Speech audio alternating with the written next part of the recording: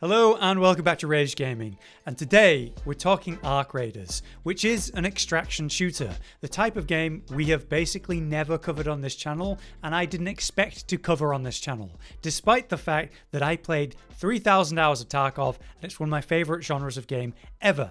Obviously, I'm planning on playing a lot of Arc Raiders, but I wasn't expecting to make videos. But considering that Josh and Zach jumped in with me for the server slam and have decided they're going to play the hell out of it, it goes to show that Arc Raiders goes beyond the normal extraction shooter sort of player base and normal interest. It's doing a lot that's unique and different that should also hit the core of what makes an extraction shooter fun and satisfying. So obviously I'm going to talk about the main gameplay loop, the key mechanics, squish it into something useful. But this all comes from the perspective of someone that has, 3k hours in Tarkov, loves the genre, and I just want to talk about why I'm excited, what I think's so good about this game.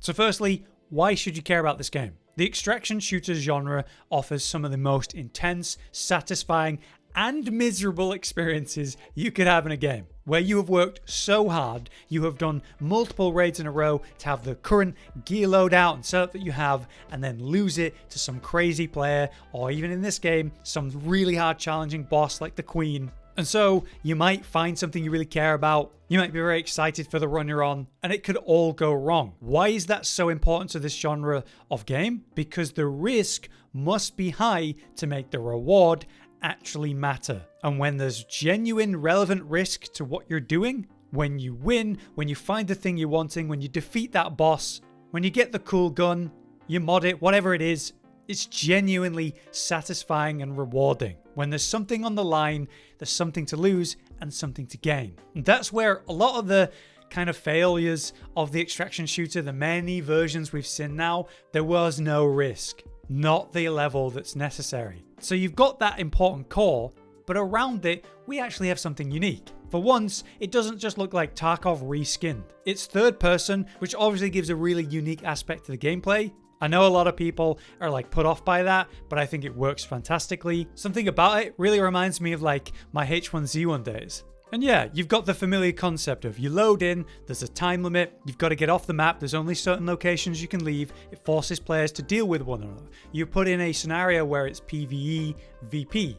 But maybe the most special part of that aspect is the fact that the environment battling that we're dealing with, known as the Arc in this game, are so varied, so interesting, so enjoyable to interact with. They're a genuine threat and they add a lot of variety and interesting situations to just like normal PvP you'd normally have. With the Arc, we have the Rocketeer, which is actually the thing that claimed the most lives in the server slam, so you gotta fear that. It fires these rocket bursts in your location and is covered in armor, so you have to position using walls to make shots into the terrain and focus the turbines hard one at a time to get through and break them and bring it down. You've got the Leaper, which is this nightmarish thing. It's like a big eye with these legs that leaps ridiculous locations. So you got to shoot it in that center eye to actually defeat it. There's the Bastion and Bombardier. These are the slow, heavy ground units that fire like a machine gun or the explosive mortar fire, with special highlighted vulnerabilities on the knees or the back. You've got the rolling bots like, say, the Fireball or the Pop. The Fireball rolls around and then spews a flamethrower at you. The Pop are like self-destructive bombs, so they roll at you and blow up. You have to destroy them or run before they get to you. Other ambush units like the Tick, the tiny spider that just jump onto you and reduce your movement and freak you out. They're very easy to kill with a basic shot or melee. Or you might bump into a turret, of which there's many different kinds with different fire rates. As you're going up an elevator, you're getting blasted. You bump into them inside bases or on the outer walls, meaning you've always got to clear corners and be careful because what if there's a turret? You got the different drone types like the wasp and hornet, which are quite different from one another even though they're similar. The wasp is like firing a variety of options and is smaller. You bring them down by shooting the specific turbines. They react with the right gravity when they lose one, which is super satisfying, which means you can bring down the turbines on one side, cause it to flip and fall, and then it's easy. The Hornet, by comparison, is a lot bigger and fires tasers that wreck your shields. There's the Snitch, which whole goal is not to attack you, but to put a spotlight on you, draw attention, call for backup. You gotta kill him really quick. And obviously, there's the Big Queen, which is a nightmare monster. A total of 77 of those were killed in the server slam and require the best weapons, massive amounts of ammo, and coordination to take down. That is such a fantastic variety that require different forms of engagement. And that's all just the PvE side of things. You have the PvP at the same time. Time to kill is incredibly fast in the game until we start thinking about medium shields and heavy shields. Because shields actually provide you with mitigation, reducing the damage you take. So the better your shield, the more protected you are from being sniped suddenly. That's obviously super important and changes your experience when you bump into players. But the downside of this is that wearing better armor is actually a negative. Heavy shields with the most notches to work with and the best mitigation result in a much heavier playstyle, which in itself is a vulnerability. So a lot of people are going to stick to medium shields, and that's going to be the most average time to kill experience we have. Naturally, when you kill someone, you can take their stuff, a key fundamental part of the extraction shooter, whatever they brought in, so what they're wearing, and anything they found, encouraging you to fight other players. But at the same time, the difficulty of the arc and the tough nature of the game encourages you to work with the people that you find. Especially in solo, that was super common in the server slam, using VoIP or the in-game communication wheel to call out different things, like, hey, want to team up? People are more inclined to work together when the PvE is as tough as it is. And they encourage this kind of thing, because while there's no friendly fire, which I don't know how I feel about that, since the UI is so helpful to let us know who's who, you can literally revive downed enemies, people you've put down, picking them up with a syringe or whatever, if you have that available. They can talk to you while downed, you can have a conversation about, hey look, I'm sorry I shot you, someone can beg for their life, you can make a trade. It happened a lot. And in the early days of the game, I think it'll happen a lot especially. Things that are less unique are, say, the loot types. They've got the different colors common gray, uncommon green, the blues, the purples. And great information that's really thought out. When you look at an item, you can see its quality, the material type, what it can be used for, where you can find more generally. You can also break everything down to turn it into other crafting materials, which stack in greater numbers to manage your inventory. Things like valuable items with the purpose of being sold to traders for great value. They all have a diamond icon. It's all just super simplified. Look at the weapons.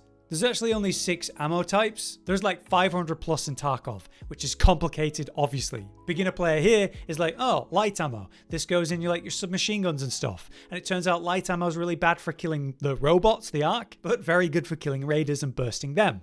You got your medium ammo, heavy ammo, which is particularly good against arc, energy for the energy weapons, and shotgun for your close range weapons. And finally, launcher ammo too. That's it. The weapons, for example, you can upgrade them, but all that does is improve their function, their magazine size, their reload speed, that kind of thing. It does not increase damage, so someone with a starting weapon, yeah, they might have less before they have to reload, but they can kill someone the same as an upgraded version of the same weapon, which is fair and balanced and rewards skill. An interesting aspect of your equipment is, say, your safe pocket and that kind of thing. You don't have a safety container, but you have a special pocket. One slot or bigger slots based on the setup that you have, the loadout. Loadouts could be a looting loadout for greater equipment weight. You could have a combat loadout, which allows you to use bigger shields, but carry less and makes you slower. There's a trade-off for all the positives and negatives of a different playstyle. There is the generic extracting, but in this game we have elevators versus raider hatches. So you have to go up to an elevator and initiate it. It's very loud and exposed and obvious when it's happening. You gotta go in, use a computer, the doors close and you escape. You can do that on your own, or random people can roll in and you can go together. You can even do it when you're in a down state, which is super cool. The raider hatches require a raider hatch key. By comparison, they can be accessed super fast and aren't available for very long at all, so you gotta get in there quick. They're a lot safer, but you gotta have the key, and everything in terms of the extracts varies. They have their own period of time that they're available. So, since the map runs for 30 minutes, everyone on the map is gonna have to leave at the same extract when you reach the end of that time, causing chaos, and you want to avoid that. When the map runs out of time, they just sort of start dropping nukes on the map, which could kill you if you get hit by it directly, obviously. So you want to get off the map before they sort of force you off. So it is generic extracting, but at least there are unique rule sets and mechanics around it. I also really like what they've done for the scavving version of this game. You have a custom loadout, which is generally better to use proper gear and stuff, but it's what you invest. The free loadout is like scavving, you get given a gear set essentially. Is RNG what you're given in terms of weapon and stuff, and you have no safe pocket, but you get to run for free, right? Then if you make it out, you keep everything you've got, you take that free loadout and turn it into one of the custom ones.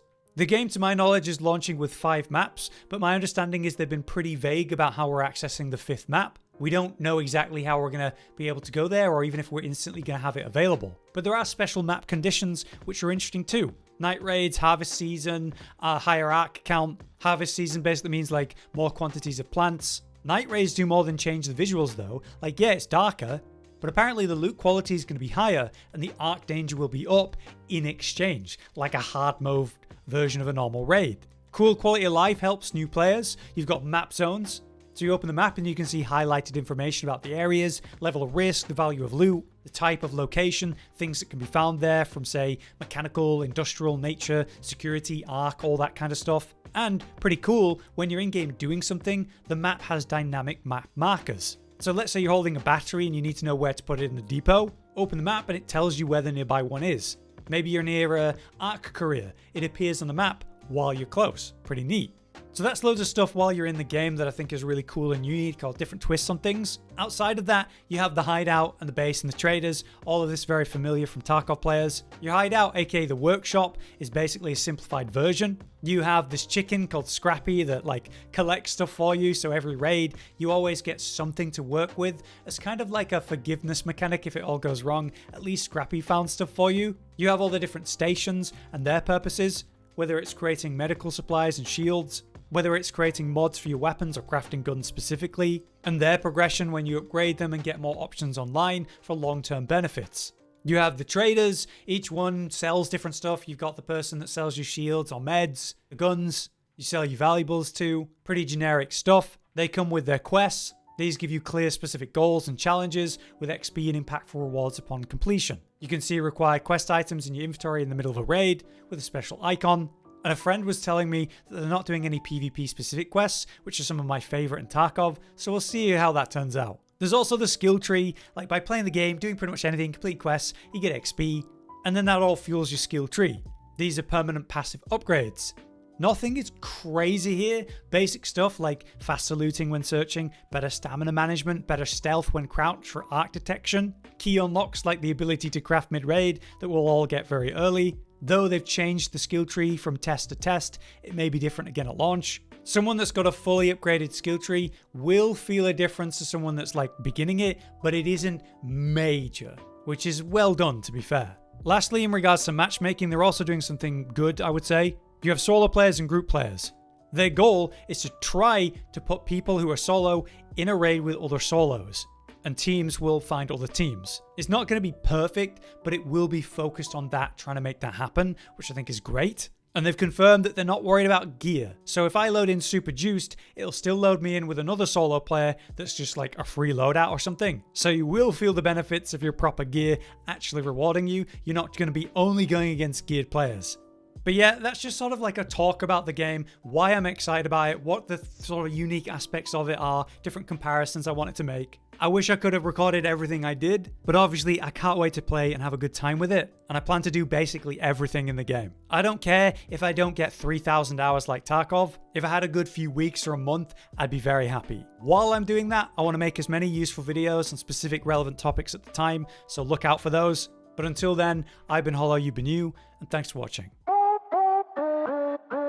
Josh, Cotton, and Hollow with the videos, dropping the humor like a hammer on your tippy toes, bringing entertainment on a daily arrangement to take our insanity and turn it into entertainment. Yes, I said entertainment twice, to reiterate that it is nice to look into your faces on a mostly daily basis when you let us in your homes to make the whole world a stage. Goodbye.